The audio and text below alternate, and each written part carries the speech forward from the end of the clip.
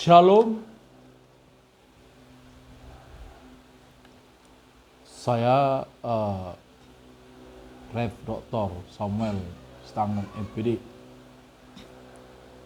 Nama siswa, ya, nama pelajar,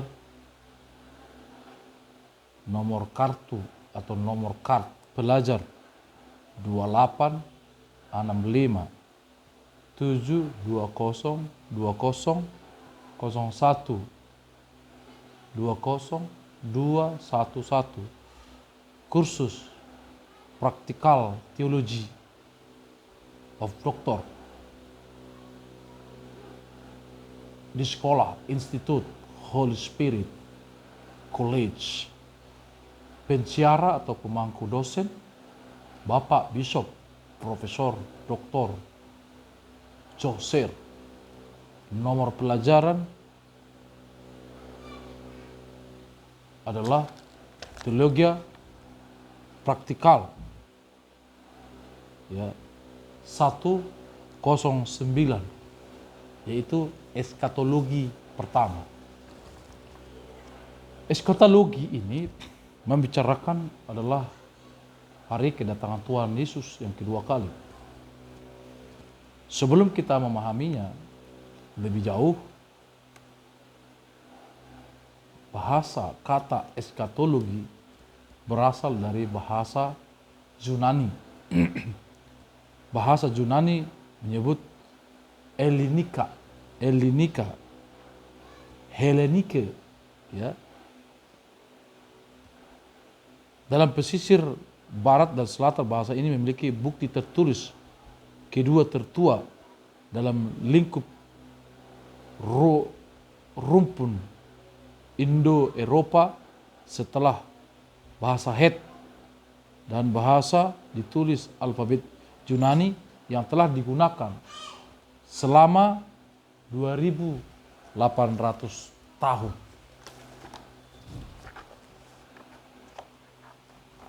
Latar belakang daripada eskatologi ini adalah di mana manusia memang tidak mengetahui hal-hal yang menyangkut masa depannya yang akan terjadi secara pasti. Itulah sebabnya setiap pengetahuan atau informasi yang muncul tentang keberadaan manusia di masa depan dalam arti tertentu akan menarik perhatian manusia, namun Tuhan Sang Pencipta manusia pasti mengetahuinya, sebab segala sesuatu adalah dari Dia, oleh Dia. Bagi Dialah kemuliaan sampai selama-lamanya. Roma 11:36. Dengan kata lain, Tuhan sudah menyatakan hal-hal akan terjadi di masa akan datang. Atau yang lebih dikenal di kalangan akademis sebagai doktrin eskatologi ini adalah kepada manusia disebut di dalamnya firman Tuhan, yaitu Alkitab.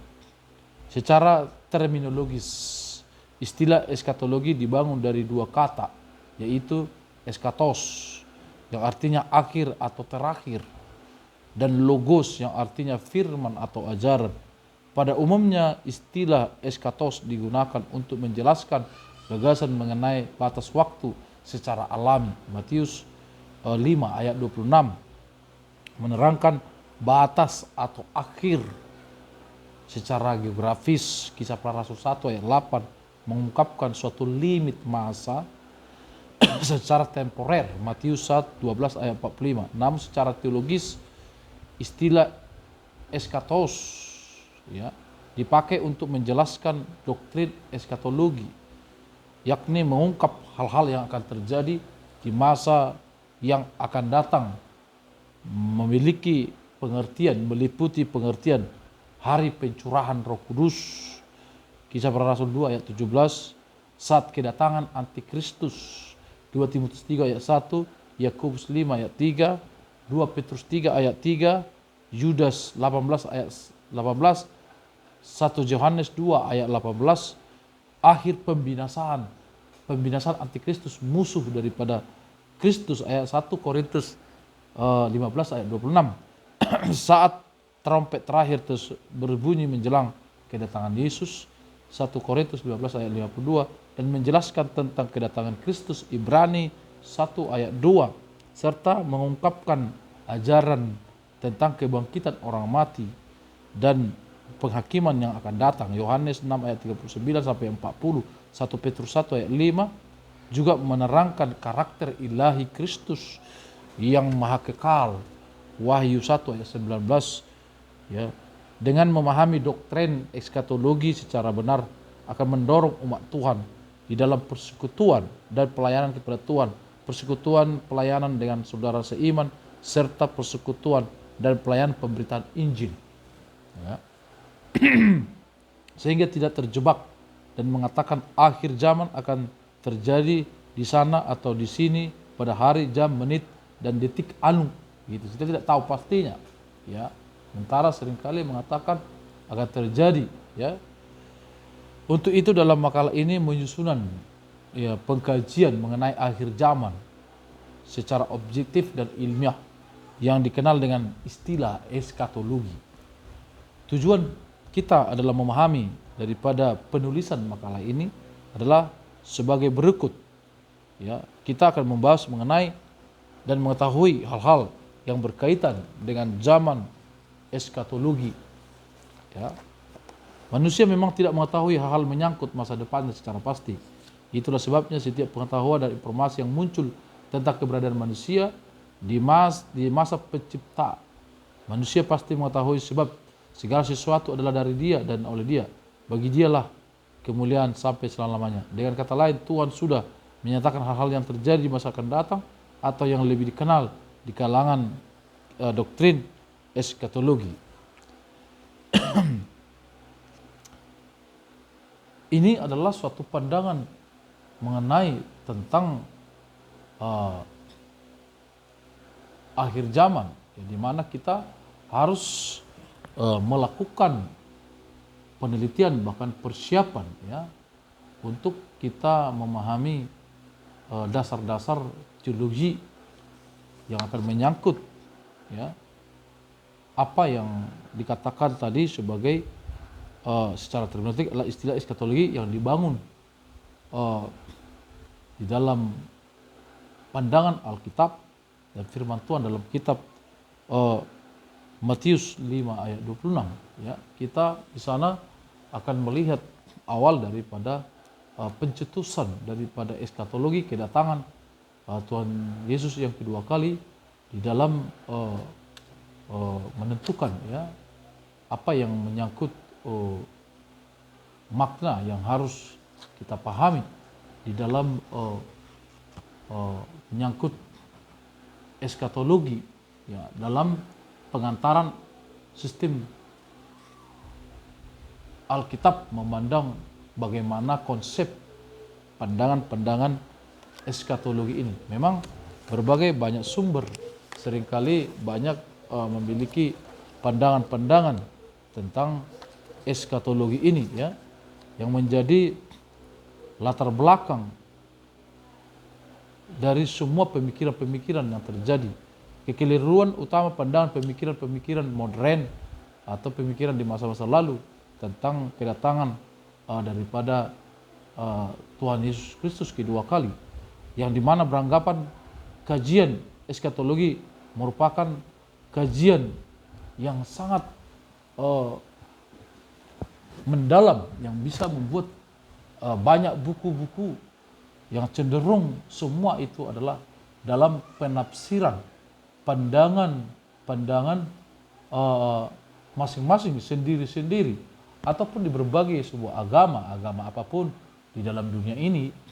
Kita boleh melihat, kita telusuri perbandingan dalam penelitian. Eskatologi ini seringkali akan membuat pandangan-pandangan berbeda-beda dengan alasan-alasan berbeda dan bukti-bukti, ya, yang mereka miliki, ya, bukti-bukti yang kuat untuk menegaskan ide daripada eskatologi. Namun secara umum di pertengahan zaman modern ini kita harus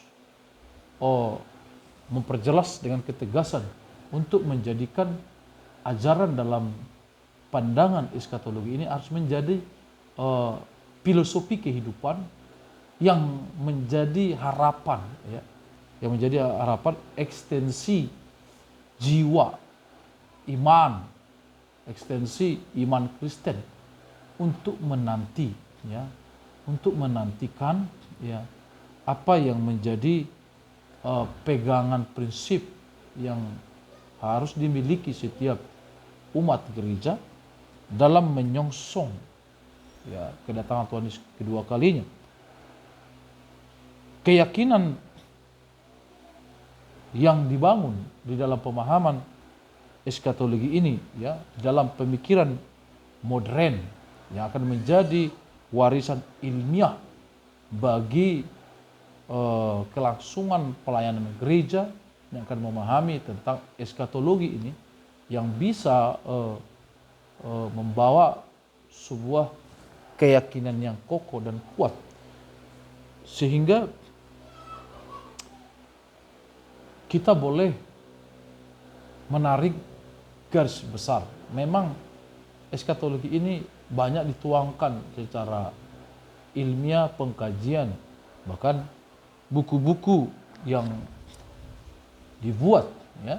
Tetapi karena ini adalah sebuah nubuatan, tentu penafsirannya tidak cenderung memiliki pandangan yang seragam, yang sama, karena doktrin daripada eskatologi ini tidak dapat dipahami dalam konsep kurun waktu keberadaan kita menafsir pada saat kita ada. Katakanlah di zaman mula-mula gereja, di zaman Pentakosta, di zaman milenial ini sangat sungguh memberikan ketidakpastian, ya, ketidakpastian, oleh karena tafsiran-tafsiran itu yang dipengaruhi oleh masa, ya, masa keberadaan kita ketika tafsiran itu dibuat, ya, sehingga pandangan eskatologi ini sangat memiliki pemahaman, sekalipun itu ilmiah, tetapi memberikan pemahaman yang berbeda-beda, dan bahkan ada yang sangat jauh dari perbedaan. Ya, ada yang memiliki perbedaan yang ekstrim di dalam pemahaman. Di sana kita membawa berbagai banyak case dan persoalan-persoalan yang ada, seperti kita boleh memakai doktrin-doktrin daripada eskatologi ini sebelum kepada di sana ada berbagai banyak, terkhusus adalah bagi kejadian-kejadian akhir sebuah kehidupan. Katakanlah orang meninggal, apakah orang meninggal ini bermacam-macam, yang dipengaruhi oleh apakah karena meninggal bunuh diri, apakah karena meninggal dalam keadaan tidak bertobat, ada meninggal dalam keadaan bertobat, ada keadaan bertobat di awal, tetapi di akhirnya sedikit waktu, katakanlah 2 tahun lagi meninggal dalam keadaan bersalah atau berdosa. Nah, ini semua tafsiran-tafsiran, efek-efek pandangan ini menjadi doktrin ini yang kita pahami dengan benar, yang menjadi dampak kepada pengertian pemahaman eskatologi di masa akan datang. Nah, itu sangat mempengaruhi. Saya nanti akan uraikan eskatologi 2, ya, yang dimana di sana akan kita lihat bagaimana pelayanan yang akan berkelanjutan mengenai eskatologi, pandangan-pandangan eskatologi yang bisa dipahami secara eksplisit mendekatan Alkitabiah. Dalam hubungan orang yang sudah meninggal dari berbagai tipe dan masalah itu, maka di sana akan bisa juga menentukan, ya, dan keyakinan seseorang kalau dia meninggal oleh karena bunuh diri, oleh karena sakit penyakit, meninggal dalam keadaan berdosa, atau kadang berdosa, kadang tidak. Nah, ini kesempurnaan ini menjadi kategorial, ya, untuk memasuki kehidupan yang diberikan oleh Tuhan pada saat kedatangan kedua kali. sebagai persiapan pembinaan, pertumbuhan iman rohani dari hamba Tuhan, pelayan, dan seluruh umat Tuhan yang percayakan hidupnya, hidup di dalam Kristus pada saat mendatang di hari kedatangan Tuhan Yesus yang kedua kali, yang dimana kita bahas di dalam eskatologi ini. Beberapa konsep-konsep dan fenomenal yang timbul terjadi di dalam kehidupan manusia, yang terlebih pengikutan kita akan Kristus di dalam menyongsong hari kedatangan Tuhan Yesus kedua kali di dalam eskatologi. Di sana adalah case-case, persoalan-persoalan yang seperti saya katakan tadi adalah meninggal, dan bahkan doktrin-doktrin ukuran kesempurnaan mengikuti Tuhan Yesus sebagai umat yang yang sebagai umat pilihan Tuhan di dalam pengembalaan gereja. Nah, kualitas iman dan kualitas doktrin kepercayaan mereka ikut Yesus itu juga seringkali menjadi suatu dampak perdebatan, membuat iman orang percaya untuk masuk ke dalam kerajaan Allah ataupun masuk kepada menghadapi kedatangan Tuhan kedua kali. Kategorial ini sangat mempengaruhi ya kestabilan, kesetiaan iman sepanjang waktu di masa hidup orang-orang percaya sebelum kedatangan Tuhan Yesus kedua kali di dalam hidup kita. Bahwa ada banyak asumsi-asumsi, pemikiran-pemikiran yang bisa membuat bagaimana orang-orang sangat membuat tidak memiliki ketegasan iman, ketegasan kepercayaan yang diambil di dalam ketika mereka mendengar eskatologi atau mempersiapkan diri di dalam eskatologi ini, sehingga kita sangat harus membuka, menyingkapkan pengertian daripada kebenaran Tuhan tentang eskatologi ini. Di zaman akhir ini bahkan boleh kita lihat oleh karena perbedaan pandangan dan uraian firman Tuhan tentang eskatologi ini, membuat gereja sekarang seperti menutup diri, ya, menutup diri untuk tidak membahas-bahas atau mengotak-atik tentang eskatologi ini. Dikarenakan ya itu tadi, karena memang ya tidak memiliki pemahaman yang jelas, yang tegas mengenai eskatologi di dalam masing-masing pengajaran gereja, ya, pengajaran gereja di masing-masing kita gereja seringkali memahami ya sesuai atau menurut dengan pandangan-pandangan para bapak-bapak gereja mereka, gitu ya, sehingga eskatologi ini membuat pemahaman yang kabur, bahkan membuat gereja dan generasi gereja ini menjadi membosankan dan membingungkan, yang membuat para ilmuwan teologi juga enggan, bahkan tidak seberapa orang yang mau memahami ataupun mencintai pembahasan daripada eskatologi ini. Karena memang seperti tadi, karena ini adalah sebuah nubuatan Tuhan yang disingkapkan, dituliskan dalam kitab suci firman Tuhan yang kita imani, cenderung sekali memberikan pemahaman yang tidak menjangkau, ya, pemahaman kita, pikiran kita tidak menjangkau apa yang sesungguhnya, yang sebenarnya akan terjadi ketika Yesus datang kedua kali. Bahkan tafsiran-tafsiran yang terjadi sekarang ini, apakah ilah-ilah global dunia ini menjadi gambaran antikristus ketika seseorang tidak lagi mempercayai Tuhan Yesus sebagai Tuhan yang utama di dalam hidupnya, adalah menjadikan orang-orang itu berlawanan dengan Yesus yang disebut antikristus. Apakah saat ini itu sedang terjadi? Apakah itu sudah sedang berjalan di dalam proses kehidupan rohani kita yang saat ini? Nah, sehingga ini berbahaya sebenarnya kalau jemaat atau gereja bahkan hamba Tuhan tidak memahami ketegasan ini di dalam